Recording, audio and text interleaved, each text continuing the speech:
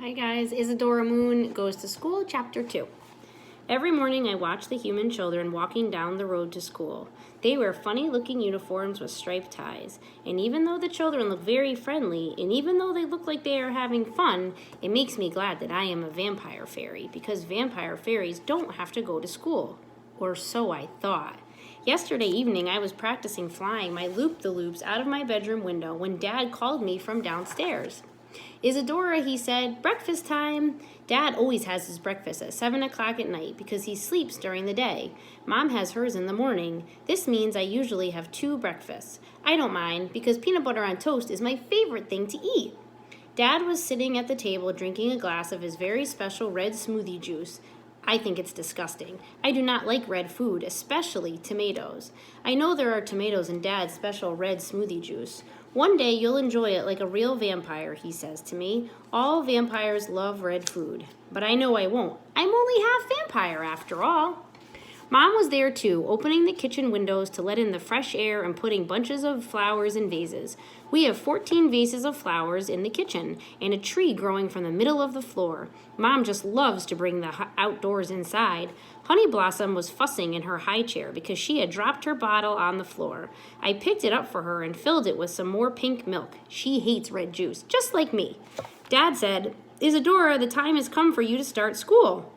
But Dad, I said, I am a vampire fairy. I do not need to go to school.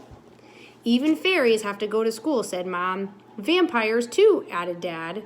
But I don't want to go to school, I said. I have a perfectly busy and fun life at home with Pink Rabbit. But you might enjoy it, insisted Dad. I used to love my vampire school as a young boy. And I adored my fairy school, said Mom, spooning some flower nectar yogurt into her bowl. You'll have a wonderful time, they both smiled.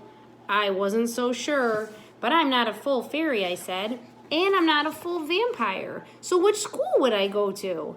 Is there one especially for vampire fairies? Is there a school for me? Well, no, said Mom, not exactly. You are very rare, said Dad, sucking at his juice with a straw. But very special, added Mom quickly. And I think fairy school would suit you perfectly.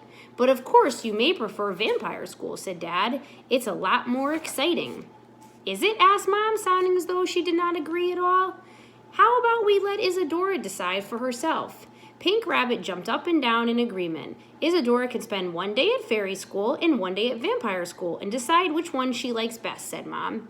But, I began. Fantastic idea, exclaimed Dad. Well, okay, I said in a small voice. I suddenly didn't want to eat breakfast anymore. I took Pink Rabbit's paw and slowly walked up the stairs to my bedroom, thinking very hard the whole way. Which school would you like to go to, Pink Rabbit, I asked. Vampire or fairy? He didn't say anything because he can't talk, but he looked up at me with his beady black eyes and gave an extra little bounce. A rabbit school, I replied. I don't think those exist.